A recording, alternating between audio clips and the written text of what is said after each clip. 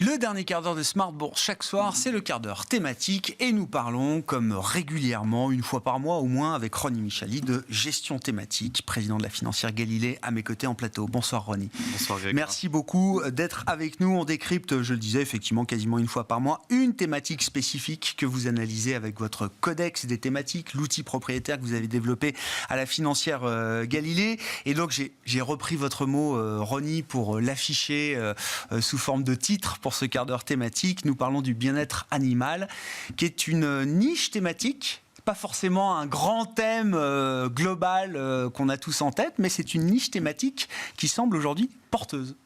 Absolument Grégoire, vous allez voir, c'est une thématique qui a du chien, comme on dit. Donc, avec le codex des thématiques, on vérifie bien sûr d'abord les fondamentaux de la thématique, et c'est là qu'on va regarder si la thématique est structurelle, internationale et transversale. C'est les 3 critères indispensables pour qu'une thématique soit vraiment une thématique d'investissement.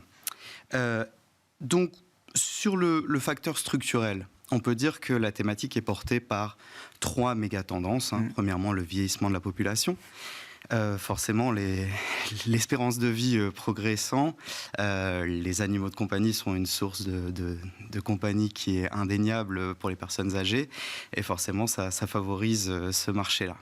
On a la maternité-paternité des générations Y et Z qui est de plus en plus tardive aussi, et c'est les générations qui possèdent le plus d'animaux de compagnie, les millennials. Ouais. Voilà, donc ça c'est aussi un facteur porteur. Et puis l'émergence des classes moyennes, le niveau de vie augmentant partout, effectivement en Asie, même en Afrique, on a une disposition à payer et l'acquisition d'animaux de compagnie qui est fortement favorisée par l'émergence des classes moyennes. Donc ça, c'est pour le facteur structurel. Ouais. Ensuite, évidemment, il y a le facteur international. Alors, partout dans le monde, effectivement, cette thématique touche les pays. J'ai quelques exemples. C'est un marché déjà qui, dans le monde, représente 280 milliards de dollars actuellement, avec une croissance de à peu près 6 à 7% les meilleures années, et qui devrait représenter donc 500 milliards en 2030. Ouais. Donc c'est quand même assez important. Ça reste une niche, oui, mais c'est quand même important. Mais qui prend de l'ampleur. Exactement. En France, il y a un foyer sur 2 qui possède un animal de compagnie, pour un budget à peu près de 1000 euros par an de dépenses.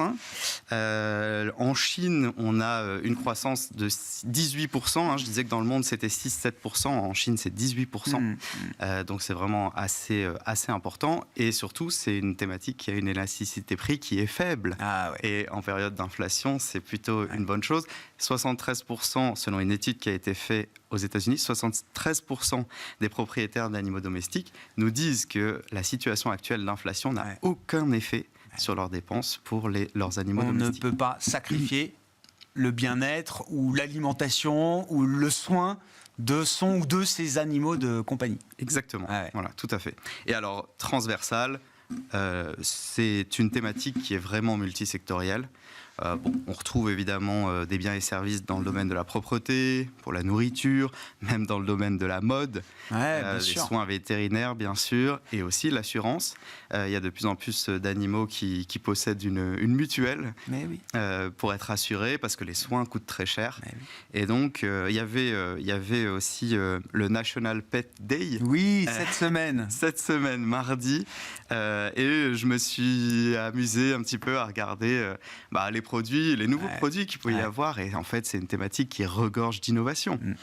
C'est incroyable. Alors, j'avais été frappé, parce que c'est aux États-Unis, National Pet Day, où effectivement, j'avais été frappé il y a quelques années, une étude qui montrait que le jour de la Saint-Valentin, il y avait effectivement tout un business de cadeaux offerts à son animal de compagnie, avec des budgets, mais qui étaient déliant d'une certaine manière. Oui, c'est sûr. On ne sacrifie rien pour son animal de compagnie. Absolument. Alors, il y a des études qui ont été faites, principalement en Italie, en France et en Allemagne, qui demandent: est-ce que vous fêtez chaque année l'anniversaire de votre animal de compagnie ?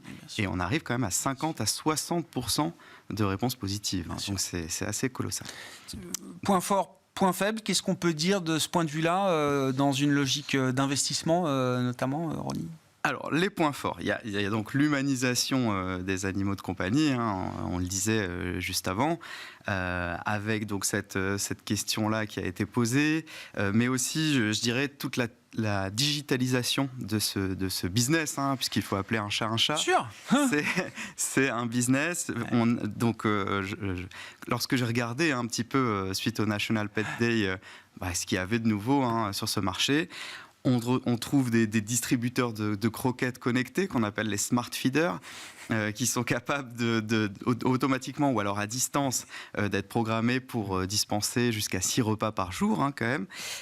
Vous pouvez même enregistrer une petite voix qui dit à votre chien qu'il faut passer à table. Ouais, c'est l'heure de manger. Voilà, très technologique. Alors ça, c'est à peu près 50 ou 60 euros. Ouais. Vous avez des lanceurs de balles connectés aussi. Alors ça, il y a tous les budgets. C'est entre 36 et 280 euros, j'ai trouvé. Et vous avez des colliers connectés, un peu comme on a des montres connectées chez nous, les humains, pour mesurer l'activité physique de votre animal, calmer ses aboiements par des émissions d'ultrasons. Enfin, c'est très poussé. Ça, c'est à peu près 50 euros. Donc, bon, c'est vrai que l'humanisation, dans un premier temps, la digitalisation de ce business, et puis la faible élasticité de la demande. Vous disiez. Voilà. Il y a une autre étude qui demande si votre situation financière venait à se dégrader, sur quel budget économiseriez-vous en premier ? Premier, c'est les restaurants, les cinémas, 75% des répondants. Deuxième, c'est les voyages vacances. Le troisième, c'est l'habillement. Et derrière, largement, il y a les dépenses pour les animaux, que 7% des répondants. C'est ce qu'on sacrifiera en tout dernier, si jamais on est obligé d'aller jusque-là. Tout à fait. Ouais. Faiblesse du thème, éventuellement, Ronnie. Alors, les faiblesses du thème. Les faiblesses du thème, on a la note ESG chez nous. Contre-intuitivement, hein, parce qu'on pourrait croire que c'est quand même une thématique qui est assez vertueuse. Alors chez nous, elle est inférieure à l'univers, avec une forte disparité d'ailleurs des notes au sein de la thématique, des différentes boîtes qui ont des notes assez disparates. 7,6% en moyenne pour la thématique versus 7,9% pour le MSCI World. Donc on est en dessous de la moyenne. Hein. Il y a également la pression réglementaire. Il y a des normes de plus en plus importantes pour tout ce qui est réglementation au niveau des animaux domestiques et des biens et services qui leur sont pourvus. Il faut bien savoir qu'il y a jusqu'à quelques années, en droit français, les animaux domestiques étaient des biens meubles. Maintenant, les animaux domestiques sont des êtres vivants dotés d'une sensibilité. Et donc, ça change beaucoup de choses. À ce titre-là, ça point de vue légal, juridique, réglementaire. Tout à fait, exactement. Bon, donc effectivement, en tout cas, c'est vrai que c'est une thématique, je ne m'attendais pas à ce qu'on en parle, effectivement, mais ça montre bien aussi le renouvellement, la régénération qu'on peut avoir aussi dans cette gestion thématique. Oui. Combien ça vaut le bien-être animal en bourse, Ronnie ? Alors, c'est vrai que au niveau du PER, on est aux alentours de 22. Donc on n'est pas... C'est pas donné, voilà. C'est pas donné en tout cas. C'est plutôt une thématique croissance, hein, ça il faut le dire, dominante croissance, ça c'est clair. On a des performances qui sont bonnes dans la durée, 5% depuis le début de l'année, donc on est au milieu un peu du tableau des thématiques. L'année dernière quand même moins 28, thématique croissance, on a souffert l'année dernière, mais en 2021 plus 15, en 2020 plus 45 et en 2019 plus 22. Quand même des thématiques assez solides dans la durée.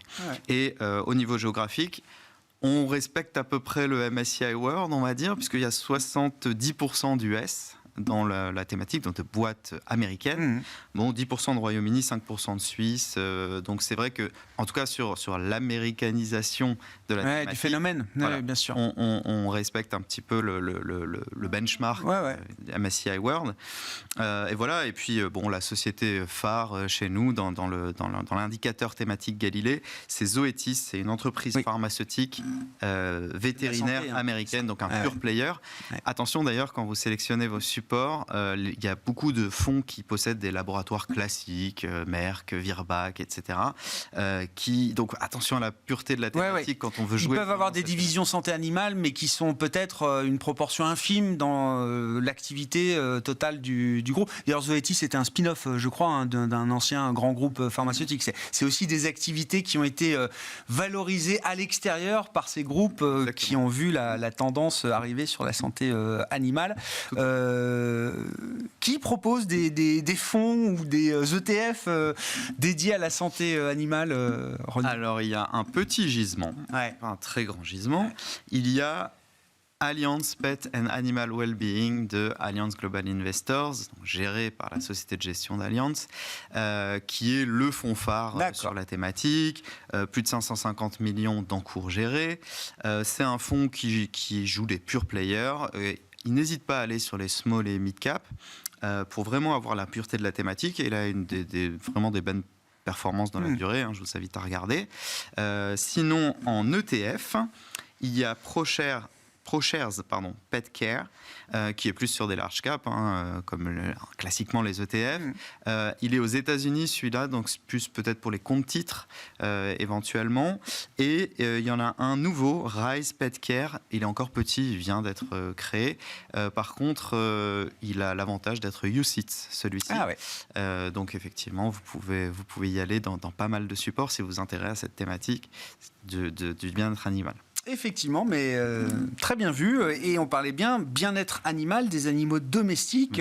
Voilà, c'est pas il y a aussi tout le thème des animaux d'élevage aussi, et c'est un grand thème de santé également pour certains de ces labos. Mais rien que la partie domestique, en l'occurrence, est une vraie thématique de marché aujourd'hui. Absolument. Merci beaucoup, Ronnie. Merci de venir nous voir régulièrement pour décrypter ces grandes thématiques de marché. Ronnie Michali, président et directeur général de la financière Galilée, qui était l'invité du quart d'heure thématique de Smart Bourse ce soir.